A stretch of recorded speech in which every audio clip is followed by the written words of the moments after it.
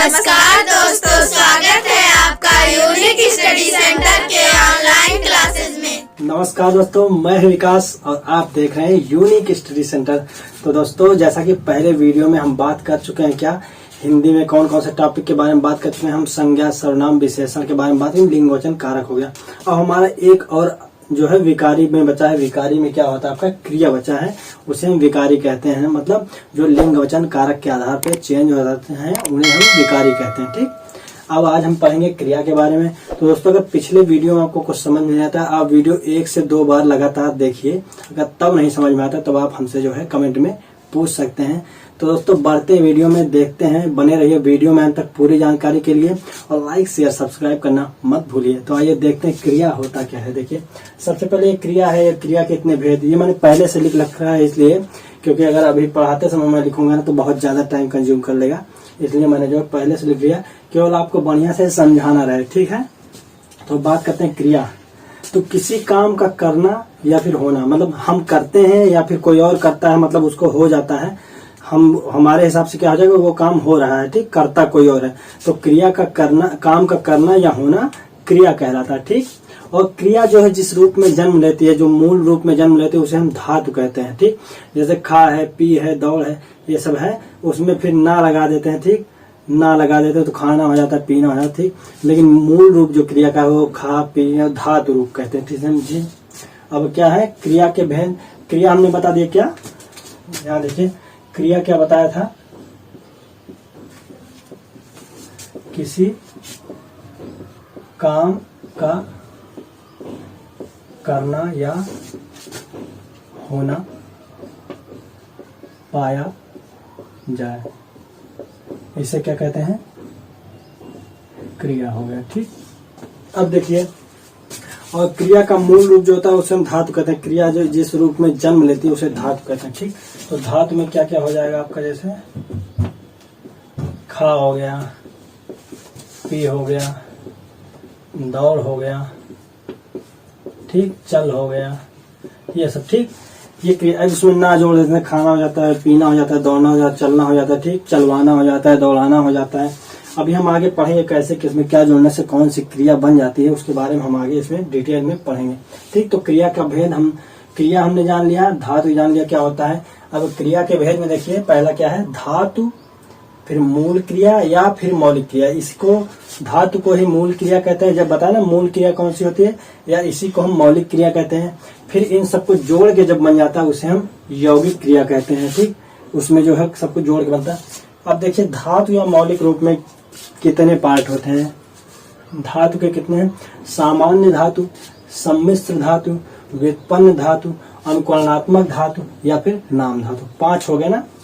तो धातु का मूल धातु है, जो मूल है, मौलिक क्रिया है, वो कितने पार्ट में हो गया, 5 में। कौन, सामान्य, सम्मिश्र, व्युत्पन्न, अनुकरणात्मक और नाम धातु। ठीक, अब देखिए यहाँ पे इतना हो गया। अब यहाँ पे जो है अर्थ, अब ये देखिए क्रिया का ये आपका मौलिक रूप हो गया। ठीक, अब क्रिया का जो है भेद के बाद बात करते हैं। अभी तक क्या था, ये आपका क्रिया का मौलिक रूप था। यहाँ से अब हम देखिए इसकी बात करते हैं, क्रिया के भेद की बात करते हैं। ठीक, तो क्रिया के 2 प्रकार हो गए। यहाँ पे ये हो गया क्रिया के आपके यहाँ पे हो गए 2। इतना तो हमने मौलिक में पढ़ लिया है ना। अब हम बात करते हैं यौगिक की। यहाँ गलती से यहाँ खींच दिया लाइन। अब यौगिक क्रिया देखिए कितने पार्ट में होता है, क्योंकि इसमें 5 ही था, सामान्य, सम्मिश्र, व्युत्पन्न, अनुकरणात्मक और फिर नाम धातु। ठीक, इतने की बात कर ली। अब यौगिक में इन सबको जोड़ के कैसे क्या बनाया जाता है, ना जोड़ के कहाँ क्या बनता है, किसमें क्या जोड़ा जाता है, ये यौगिक क्रिया है। अब इसमें 3 पार्ट में बांटा गया है यौगिक क्रिया को। अब यौगिक क्रिया में कौन से 3 पार्ट है, देखिए, एक कर्म के आधार पर, एक अर्थ के आधार पर और एक अन्य क्रियाएं होती हैं। अब कर्म के आधार पर यहाँ से आपको नाम से ही पता चल रहा है कि इसमें कुछ ना कुछ मूल जो है, मूल पार्ट जो है कर्म का होने वाला, कर्म जो सहभागिता दिखाने वाला है। ठीक, कर्म के आधार पर। तो कर्म के आधार पर कितने हो गए आपके, एक साकर्मक हो गया, एक आकर्मक हो गया। ठीक, सा मतलब साथ, आ मतलब नहीं। ठीक, तो सकर्मक मतलब जिसके साथ कर्म जुड़ा होगा, और अकर्मक मतलब जिसके साथ कर्म नहीं जुड़ा होगा। ठीक, तो आपको इतना क्लियर हो गया। कर्म के आधार पर 2 हो गए, सकर्मक, अकर्मक, और सकर्मक में हो गया क्या, अब साकर्मक में होगा एक कर्मक और दो कर्मक, मतलब इसमें एक कर्म होगा और जिस वाक्य में दो कर्म होगा। ठीक, एक कर्मक मतलब एक कर्म, द्विकर्मक मतलब द्वि कर्म। ठीक, अब यहाँ बात कर लेते हैं। देखिए ये आपका कौन सा हो गया, कर्म के आधार पर हो गया। अब बात करते हैं अर्थ के आधार पर। अब देखिए अर्थ के आधार पर कौन सी होगी, एक आपका क्रियार्थक हो गया, एक आपका प्रेरणार्थक हो गया। अब देखिए क्रियार्थक क्रिया में जो है कोई पार्ट नहीं है, प्रेरणार्थक के दो पार्ट होते हैं। कौन से, एक प्रथम प्रेरणार्थक, एक द्वितीय प्रेरणार्थक। इनके बारे में हम आगे डिटेल में जानेंगे, कैसे ये प्रथम बनता है, कैसे द्वितीय बनता है। ठीक, तो ये प्रथम प्रेरणार्थक हो गया, ये द्वितीय प्रेरणार्थक। अब सबसे बड़े पार्ट के बारे में कौन सा, अन्य क्रिया, उसमें बहुत ज्यादा होती है, छोटा छोटा करके लगभग ज्यादातर इन्हीं से पूछे जाते हैं, इसमें से बहुत कम पूछा जाता है। अन्य क्रियाओं में आप देख लीजिए कौन सा है, पूर्वकालिक क्रिया, संयुक्त क्रिया, सहायक क्रिया और कालवाचक क्रिया। ठीक, अब संयुक्त में देखिए कितने पार्ट, लगभग 11 पार्ट है। ठीक, सहायक में आप हेल्पिंग वर्ब जो अंग्रेजी में पढ़ते थे, हेल्पिंग वर्ब, ठीक, वो सहायक क्रिया हो गया। कालवाचक मतलब काल के आधार पर ना, भूतकाल, भविष्यकाल, वर्तमान काल, इसके आधार पर जो। अब कालवाचक क्रिया पढ़ने के बाद हम क्या पढ़ेंगे, मतलब अगला पार्ट हमारा क्या होने वाला, क्रिया के बाद काल होने वाला। ठीक, काल कितने प्रकार के होते हैं, काल क्या होते हैं, इन सब के बारे में हम क्रिया के बाद जो वीडियो बनेंगे उनमें काल के बारे में पढ़ेंगे। ठीक, अब देखिए यहाँ पे संयुक्त क्रिया में कौन कौन से हैं, निश्चय बोधक, शक्ति बोधक, समाप्ति बोधक, नित्य बोधक, आवश्यकता बोधक, इच्छा बोधक, आरंभ बोधक, अवकाश बोधक, परतंत्र बोधक, एकार्थक बोधक और जो है अभ्यास बोधक। ठीक, तो इतना आपका संयुक्त क्रिया में हो गया। तो यहाँ हमने क्रिया के भेद के बारे में जान लिया, कितने होते हैं, कौन से, धातु मौलिक क्रिया, इसमें 5 होते हैं। फिर यौगिक क्रिया, यौगिक क्रिया में 3 होते हैं, कर्म के आधार पर, अर्थ के आधार पर और अन्य क्रियाएं। और कर्म में हमने साकर्मक, अकर्मक और साकर्मक में एक कर्मक और द्विकर्मक जान लिया। अर्थ के आधार पर जो आपका है क्रियार्थक, प्रेरणार्थक है, प्रेरणार्थक में प्रथम प्रेरणार्थक, द्वितीय प्रेरणार्थक हो गया। और अन्य क्रियाओं में पूर्वकालिक, संयुक्त, सहायक और कालवाचक। और यहाँ पे संयुक्त में आपके 11 पार्ट हो गए, निश्चय, शक्ति, समाप्ति, नित्य, आवश्यकता, इच्छा, आरंभ, अवकाश, परतंत्र, एकार्थ और अभ्यास बोधक। ठीक, तो हमने क्रिया के भेद के बारे में जान लिया। अब हम बात करेंगे एक एक करके सबके बारे में। तो पहले किसकी बात करेंगे, हम देखिए यहाँ पे धातु मूल या फिर मौलिक क्रिया के बारे में बात करेंगे। ठीक, तो इसका आप स्क्रीनशॉट लीजिए, फिर हम इसको मिटा देते हैं। ठीक, अब बात करते हैं हम किसके, इसके बारे में, और बाकी हम मिटा देते हैं।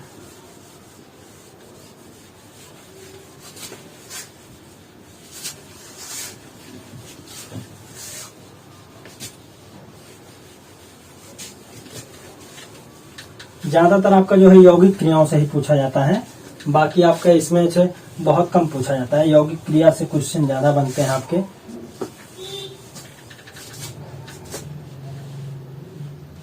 ठीक, अब देखिए हम एक एक करके इनके बारे में पढ़ेंगे, कौन कौन सा क्या, कि सामान्य, सम्मिश्र, व्युत्पन्न, अनुकरणात्मक और नाम धातु। अब यहाँ पे देखिए पहले हम क्या जान, मूल क्रिया, यहाँ पे इसका मतलब जान लेते हैं क्या होता है, जो ये लिखा है धातु मूल क्रिया या फिर मौलिक। ठीक, तो यही शुरू कर देते हैं।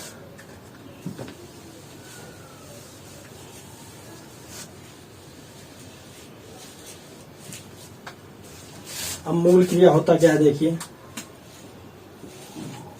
मैंने अभी बताया था ना आपको, क्रिया के मूल रूप को धातु कहते हैं। ठीक, क्रिया का जो मूल रूप जहां से क्रिया जन्म लेता है उसे धातु कहते हैं।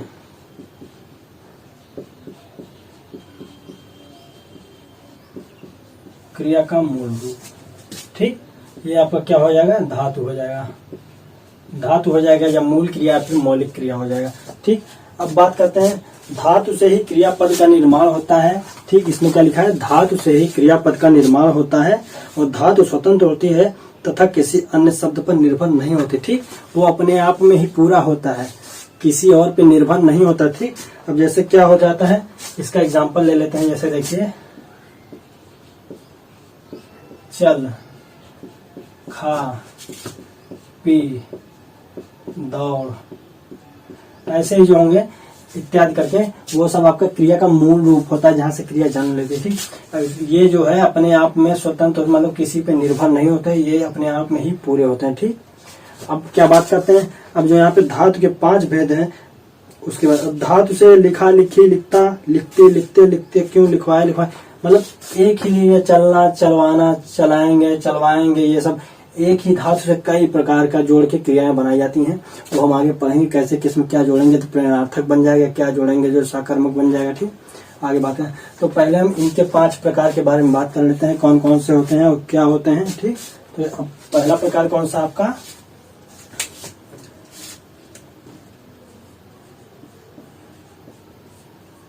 सामान्य धातु।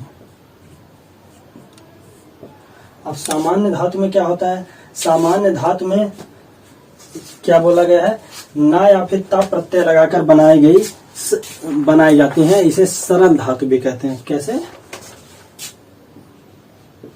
ना या फिर ता प्रत्यय जोड़कर।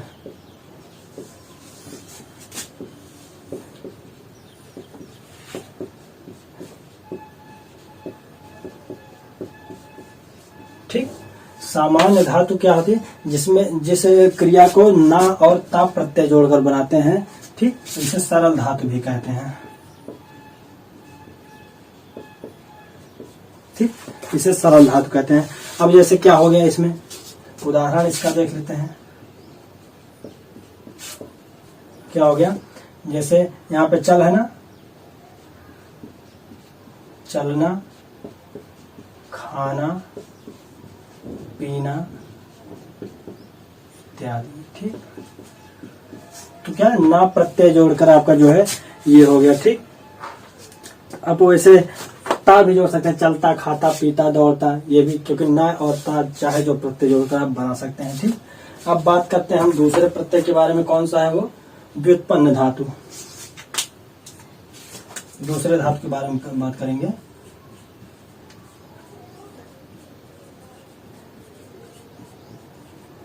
ठीक, अब व्युत्पन्न धातु क्या होता है, व्युत्पन्न धातु क्या, यह धातु जो है धातु में अन्य प्रत्यय जोड़कर बनाया जाता है, कोई और प्रत्यय जोड़कर बनाया। ठीक,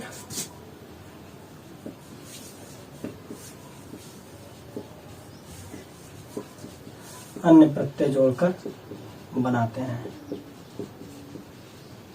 ठीक, अब कैसे होगा अन्य प्रत्यय, जैसे हंसना था, हंस था, यहाँ पे हंसना हो गया, तो वहां पे क्या, हंसवाना हो गया, आना प्रत्यय जोड़ दिया। ठीक, वाना प्रत्यय हो गया आपका।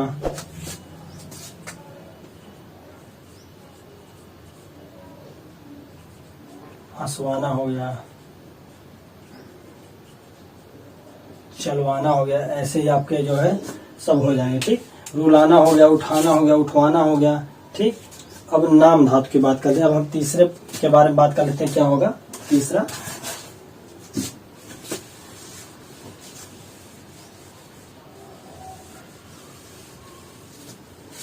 तीसरा आपका हो गया नाम धातु।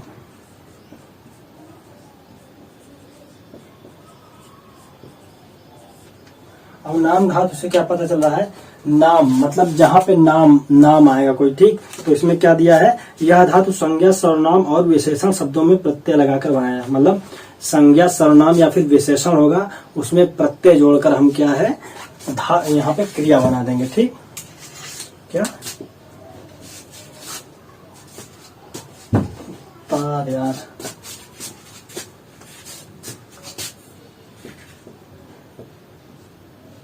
संज्ञा, सर्वनाम या फिर विशेषण में प्रत्यय जोड़कर। ठीक, अब जैसे इसमें उदाहरण में देख लेते हैं क्या हो जाएगा। इसमें क्या उदाहरण आपका हो जाएगा, जैसे देखिए आपका यहाँ पे बात हो गया ना, बात। अब इससे क्या बन जाएगा, बात है। ठीक, ये आपका क्या है, संज्ञा, सर्वनाम, विशेषण में से हो गया। अब इससे क्या हो जाएगा, बतियाना। यहाँ पे देखिए गाड़ी है, तो इसका क्या हो जाएगा, गरियाना। ठीक, तो आपका यहाँ से देखिए संज्ञा, सर्वनाम, विशेषण में प्रत्यय जोड़कर कैसे बनाते हैं। तो आपने जैसे आपका हो गया ललचाना हो गया, लालच से ललचाना, शर्म से शर्माना। ठीक है, ये सब आपका क्या हो गया, नाम धातु हो गया। अब हम बात करते हैं इसके आगे कौन सा, सम्मिश्र धातु।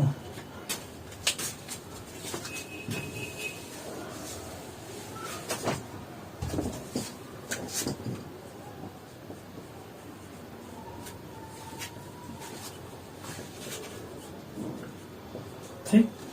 अब हम बात करेंगे सम्मिश्र धातु के बारे में बात करेंगे। देखिए सम्मिश्र धातु होता क्या है।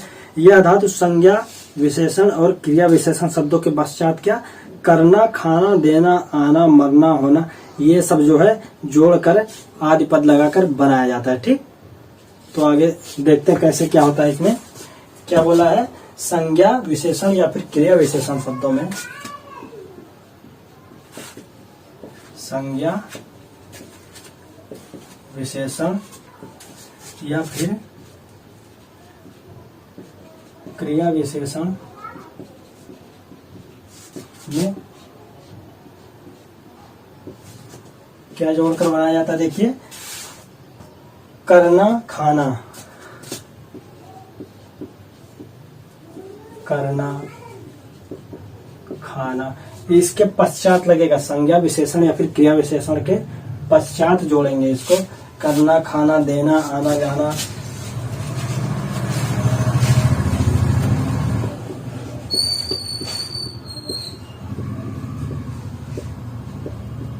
आना जाना हो गया, और आपका हो गया मारना या फिर होना,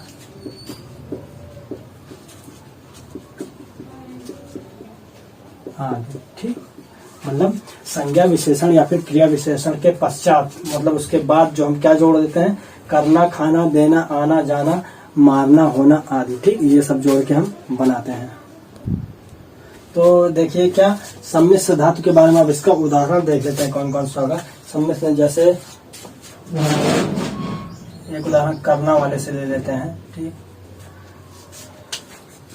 जैसे किसी का नाम हुआ तो आगे करना जोड़ देंगे, क्या हो जाएगा, नाम करना।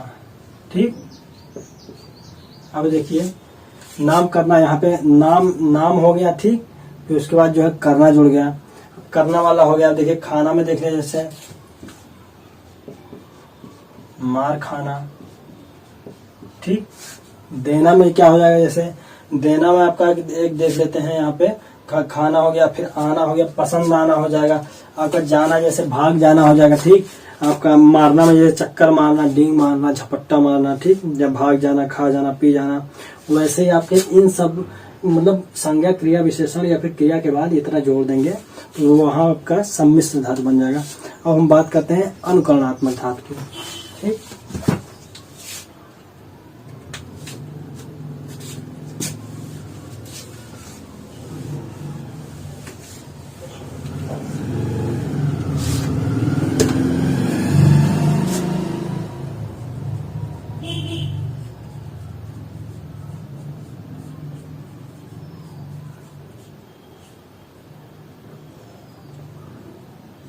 अनुकरणात्मक धातु।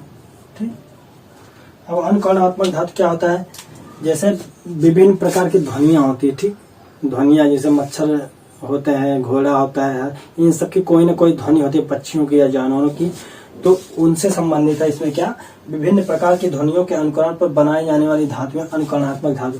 मतलब ध्वनियों के ऊपर बनाई जाने वाली धातु अनुकरणात्मक जो है, वहां पे क्या हो जाएगा, अनुकरणात्मक हो जाएगा, ध्वनियों के ऊपर ये संबंधित है। ठीक, अब कैसे,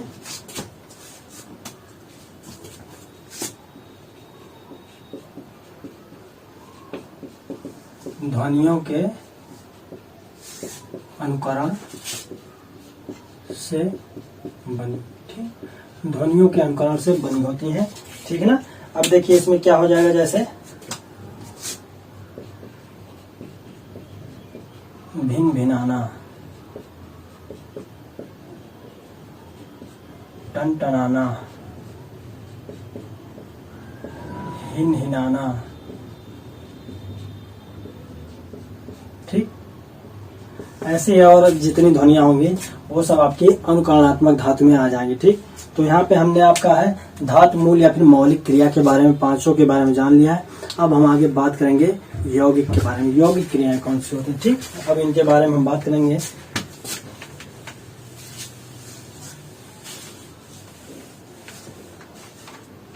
तो अब यहाँ पे देखिए क्या चलने वाला है आपका कौन सा टॉपिक, यौगिक क्रिया।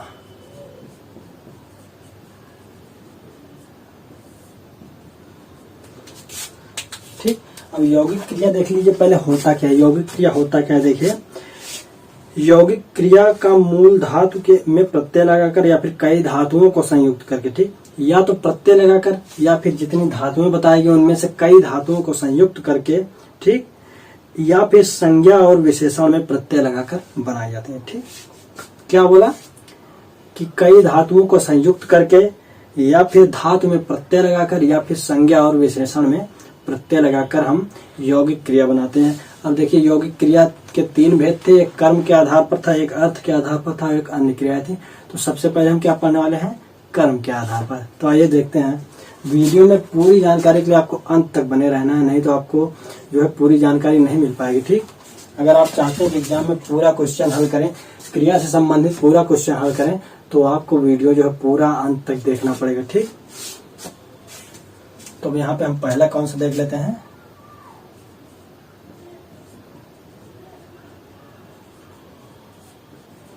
कर्म के आधार पर। ठीक, अब देखिए कर्म के आधार पर क्या होता है। कर्म के आधार पर मतलब देखिए जिसमें कर्म जुड़ा है कि नहीं जुड़ा है इसका हमें बोध होगा। या तो कर्म होगा या तो कर्म नहीं होगा। कर्म होगा तो सकर्मक और नहीं है तो अकर्मक। ठीक, तो हम यही पढ़ना है किसमें कर्म जुड़ा है किसमें नहीं जुड़ा है। ठीक, तो कर्म के आधार पर देखिए, अब इसमें कर्म के आधार पर दो पार्ट हो गए, एक सकर्मक हो गया और एक आपका अकर्मक हो गया। ठीक, अब सकर्मक में कर्म के साथ होगा, सा मतलब साथ, आ मतलब नहीं, और उसमें कर्म के बिना होगा। ठीक, तो हम पहले क्या पढ़ने वाले हैं, पहले हम देख लेते हैं आपका अकर्मक क्रिया। ठीक,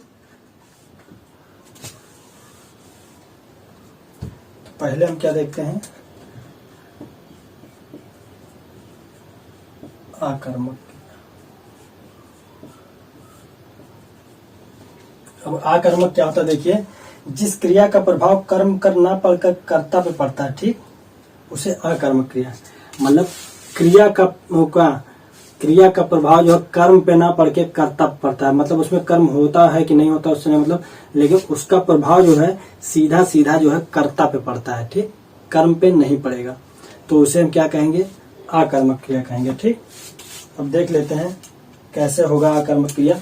आपका यहाँ पे किताब में तो यही परिभाषा दी है, देखिए जिस क्रिया का प्रभाव कर्म पर ना पड़कर कर्ता पे पड़ता है उसे जो है अकर्मक क्रिया कहेंगे।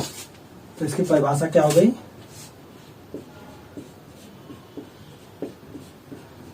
क्रिया का प्रभाव कर्म पर ना पड़कर कर्ता पर पड़ता है। ठीक, क्रिया का सीधा प्रभाव किस पे पड़ेगा, कर्ता पर पड़ेगा, कर्म पर नहीं पड़ेगा। ठीक, अब कैसे, अब इसकी एग्जाम्पल देख लेते हैं। उदाहरण कौन कौन से होंगे, जैसे बच्ची रोज रोती है, या फिर देखें दीपिका पत्र नहीं लड़का मैदान में दौड़ता है। ठीक,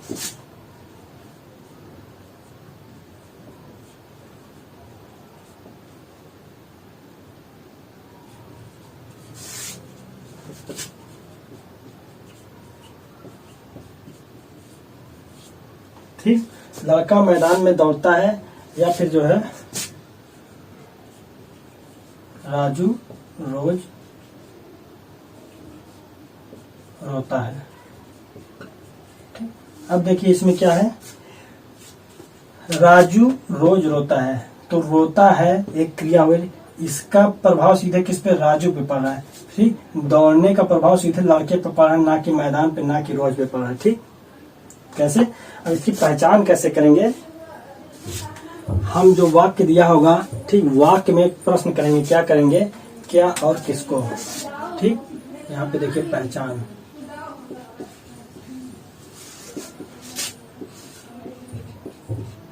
क्या और किसको प्रश्न करेंगे।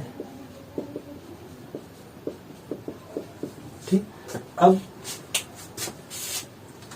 देखिए यहाँ पे क्या प्रश्न करेंगे, लड़का मैदान में दौड़ता है क्या। अब यहाँ पे क्या क्या करेंगे तो सीधे आपका लड़का पर प्रभाव पड़ रहा है, ना कि आपका कर्म पर प्रभाव। क्या दौड़ता है, लड़का दौड़ता है, लेकिन ये नहीं बता रहा ना कहाँ पे दौड़ता है, क्या क्वेश्चन करने से। ठीक, कर्म पर प्रभाव नहीं पड़ रहा, सीधा कर्ता पर।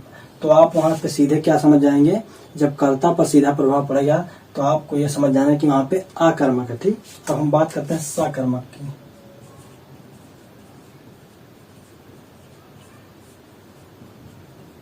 अब इसी का सीधा उल्टा हो जाएगा, सकर्मक में हो जाएगा क्या, क्रिया का प्रभाव सीधा कर्म पे होता है।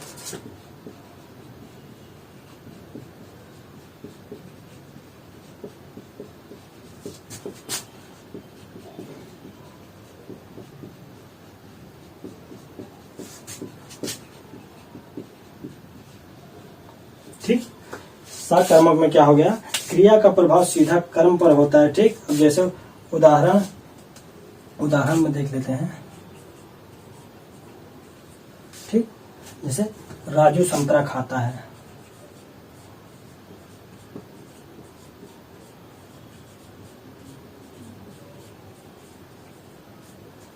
और आपका देख लेते हैं, नेहा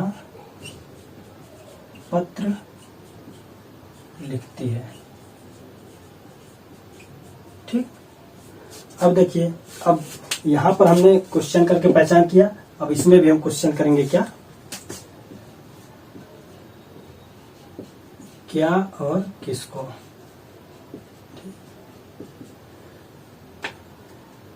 एक ही, या तो क्या और किसको से भी निकल सकता है, या फिर क्या या फिर किसको। जरूरी नहीं कि दोनों से आंसर आए तभी हो, एक से भी आएगा तब भी हो जाएगा। ठीक, अब जैसे इसमें देखिए राजू संतरा खाता है, अब इसमें बोलिए क्या खाता है, संतरा खाता है। तो यहाँ पर देखिए राजू पर कोई प्रभाव नहीं पड़ा ना, संतरा खाता है ना, सीधे कर्म की बात हो गई। राजू क्या खाता है, संतरा खाता है।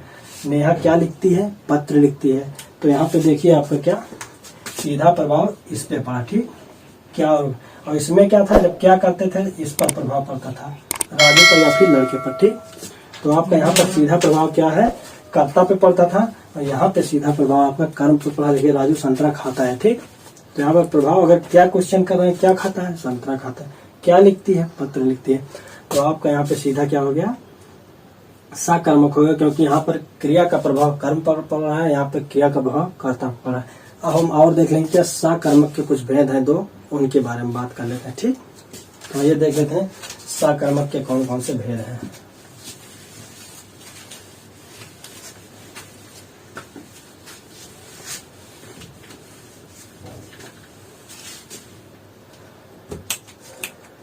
अब यहाँ पे देखिए सकर्मक पे आपके दो भेद हो गए, कौन कौन से, एक कर्मक और फिर हो गया द्विकर्मक।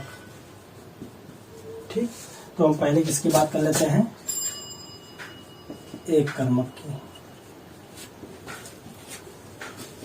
ठीक, अब देखिए एक कर्मक में क्या होता है, इसमें जो केवल एक ही कर्म आता है। ठीक, वाक्य में जो एक कर्म दिया जाएगा तो वहां पे आपका एक कर्मक होगा। ठीक, तो हमने क्या बताया, एक कर्मक में जिस क्रिया में, जिस वाक्य में एक ही कर्म आता है, या फिर कैसे जिस क्रिया का एक ही कर्म होता है। ठीक, यहाँ क्रिया की बात हो रही है, तो मैं जिस क्रिया का एक कर्म होता है उसे एक कर्मक कहते हैं, जिस क्रिया के दो कर्म होते हैं उसे द्विकर्मक कहते हैं।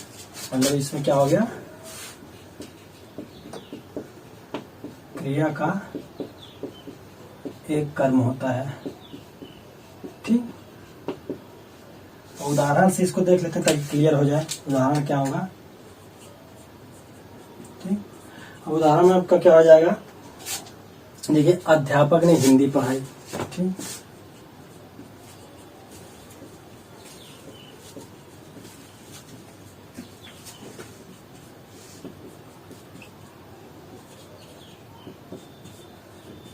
अब आपको इसको देखिए चेक करना है ना कि सकर्मक है कि अकर्मक है, इसमें कर्म है कि नहीं। तो आप इसमें क्या क्वेश्चन करेंगे, क्या करेंगे या फिर किसको प्रश्न करेंगे। तो क्या पढ़ाई, तो हिंदी पढ़ाई, देखिए कर्म आ गया ना।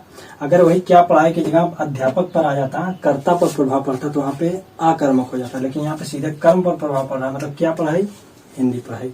तो आपका क्या होगा, और इसमें एक कर्म है तो इसलिए आपका एक कर्मक हो गया। अब बात करते हैं द्विकर्मक की। ठीक,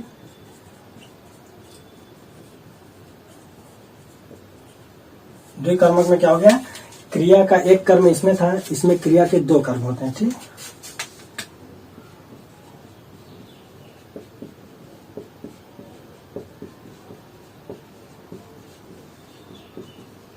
क्रिया का दो कर्म होता है। ठीक, अब यहाँ पे देख लीजिए कैसे, जैसे अध्यापक ने छात्रों को हिंदी पढ़ाई। ठीक, यही एग्जाम्पल लेकर समझा रहा हूँ ताकि आपको बढ़िया समझ में आ जाए। क्या,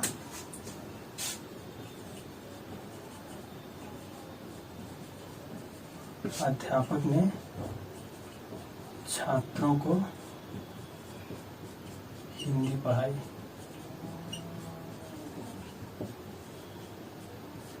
अब आप कहेंगे क्वेश्चन करने पर हमको एक ही कर्म मिलेगा, नहीं, तो हमने क्या क्वेश्चन करने को बदला था आपको, यहाँ पे देखिए, क्या या फिर किसको। ठीक, अब देखिए क्या क्वेश्चन करेंगे, क्या पढ़ाई, तो हिंदी पढ़ाई, किसको पढ़ाई, छात्रों को पढ़ाई। तो यहाँ पे आपको दो कर्म हो गया कन्फर्म एकदम।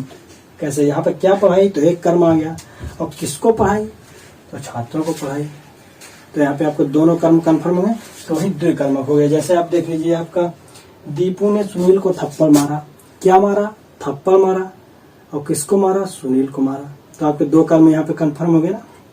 तो ऐसे आपको चेक करना है कर्म का क्या और किसको क्वेश्चन करके हम कर्म के बारे में पता करेंगे। ठीक, तो आपका यहाँ बात हो गया कर्मक के बारे में।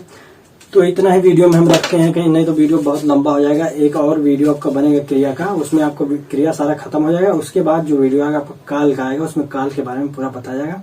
तो दोस्तों वीडियो को पूरा देखिए और दोबारा देखिए, अगर नहीं समझ में आता है तो आप दोबारा से देखिए, और जो है उसको शेयर कीजिए, सब्सक्राइब कीजिए और लाइक कीजिए। कुछ और उसके बाद भी नहीं समझ में आता है तो आप हमको जो है कमेंट कर सकते हैं। ठीक, और जो है पीछे की वीडियो हमने जो डाली हैं आप देख लीजिए, जैसे कौन सा पीछे की जितनी भी डाली हैं आप उसके बारे में देख सकते हैं। संज्ञा है, सर्वनाम है, विशेषण है, इन सब के लिंग वचन कारक है। हमारा वर्णमाला सबसे पहला शुरुआत का था। ठीक, वर्णमाला आप देख सकते, संधि विच्छेद है आपका। ठीक, वर्णमाला के बाद उपसर्ग है, प्रत्यय है। ठीक, ये सब आप हमारे वीडियो में देख के बढ़िया से पढ़ सकते हैं। उसको एकदम इतना ही बढ़िया से पढ़ाया गया, आप उसमें मास्टर बन जाएंगे। ठीक, तो आप जो है उसको एक बार देखिए, अगर नहीं समझ में आता दो बार, केवल दो बार आपको देखना है, बस उससे ज्यादा नहीं देखना है।